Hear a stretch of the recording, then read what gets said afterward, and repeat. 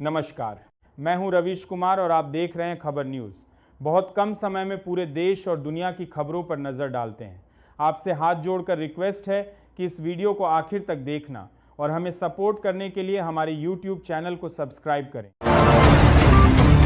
बंगाल में आगामी विधानसभा चुनावों के लिए भाजपा 1 मार्च से परिवर्तन यात्रा शुरू करेगी।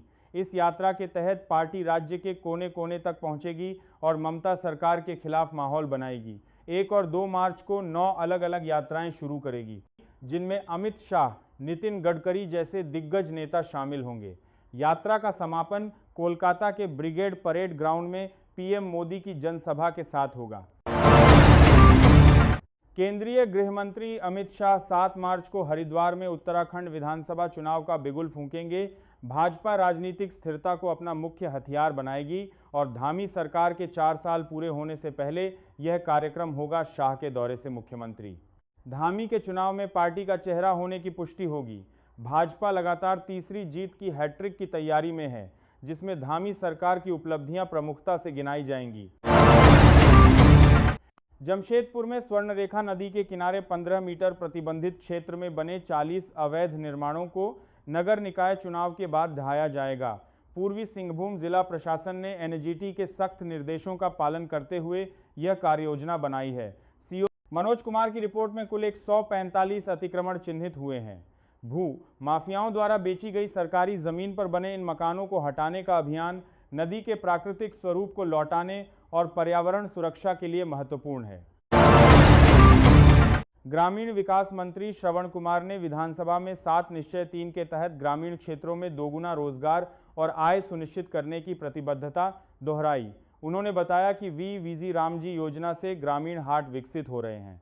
जल जीवन हरियाली अभियान से हरित क्षेत्र और भूजल स्तर बढ़ा है, जिसके लिए पुरस्कार भी मिले। मनरेगा के तहत 21 करोड़ मानव दिवस का लक्ष्य है और बिहटा में 250 करोड़ का विकास प्रबंधन संस्थान बन रहा है। लोहिया स्वच्छता अभियान में 1.22 करोड़ शौचालय बने हैं। 8वें वेतन आयोग को लेकर केंद्रीय कर्मचारियों और पेंशनर्स में चर्चा तेज है, लेकिन अभी तक कोई आधिकारिक घोषणा नहीं हुई है। इस आयोग से निजी क्षेत्र, संविदा, अस्थायी, राज्य सरकार और सार्वजनिक उपक्रमों के कर्मचारियों को सीधा फायदा नहीं मिलेगा, जब तक कि संबंधित संस्थाएं इसे लागू न करें। केंद्रीय पेंशनर्स को लाभ मिल सकता है, पर यह सरकारी अधिसूचना पर निर्भर करेगा। झारखंड हाईकोर्ट ने बाबूलाल मरांडी के खिलाफ हेमंत सोरेन पर टिप्पणी मामले में दर्ज सभी 5 प्राथमिकियों को रद्द कर दिया है। अदालत ने पाया कि आरोप न तो मानहानि के दायरे में आते हैं और न ही सामाजिक वैमनस्य भड़काते हैं। मरांडी के वकीलों ने इसे राजनीतिक विद्वेष से प्रेरित बताया था, जिसमें कहा गया था कि बयान आपराधिक इरादे से नहीं दिए गए थे। बंगाल में आगामी विधानसभा चुनावों के लिए भाजपा 1 मार्च से परिवर्तन यात्रा शुरू करेगी।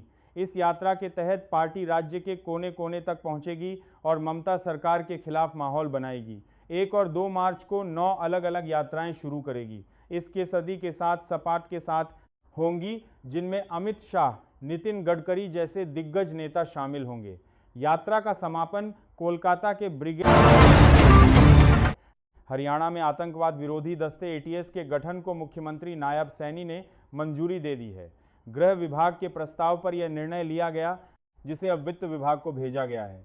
पंचकूला में मुख्यालय और गुरुग्राम में अलग पुलिस स्टेशन के साथ एटीएस का गठन होगा। इसमें शामिल कर्मियों को 30% तक विशेष भत्ता मिलेगा। एटीएस का नेतृत्व पुलिस महानिरीक्षक करेंगे, जिसके तहत 5 विंग काम करेंगे। असम में विधानसभा चुनाव से पहले पूर्व प्रदेश कांग्रेस अध्यक्ष भूपेन कुमार बोरा 22 फरवरी को भाजपा में शामिल होंगे। मुख्यमंत्री हिमंत बिस्वा शर्मा ने इसकी पुष्टि की। बोरा ने हाल ही में कांग्रेस से इस्तीफा दिया था, जिसके बाद उन्हें मनाने के प्रयास विफल रहे। शर्मा के अनुसार बोरा कांग्रेस में असंतुष्ट थे और भाजपा उन्हें व्यापक मंच देगी। यह घटनाक्रम असम की राजनीति पर महत्वपूर्ण प्रभाव डालेगा। बांग्लादेश में बीएनपी की सरकार बनने के बाद तारिक रहमान नए प्रधानमंत्री बने हैं।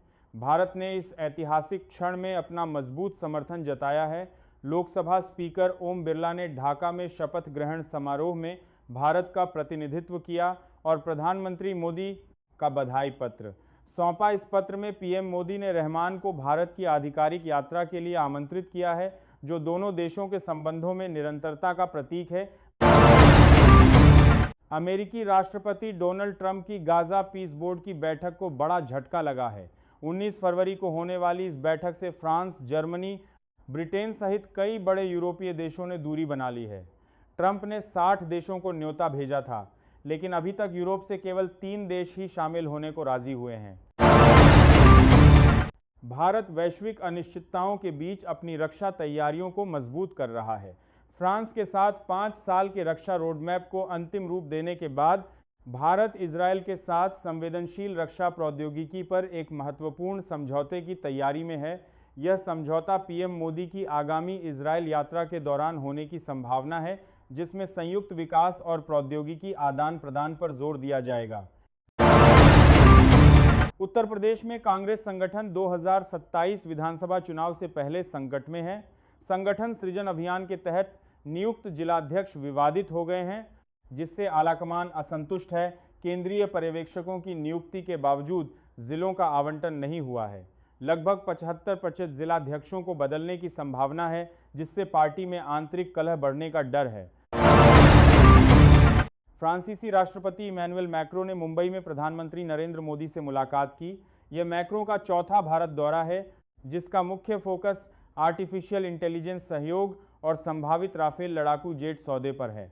दोनों नेताओं ने भारत फ्रांस रणनीतिक साझेदारी की प्रगति और क्षेत्रीय व वैश्विक मुद्दों पर चर्चा की।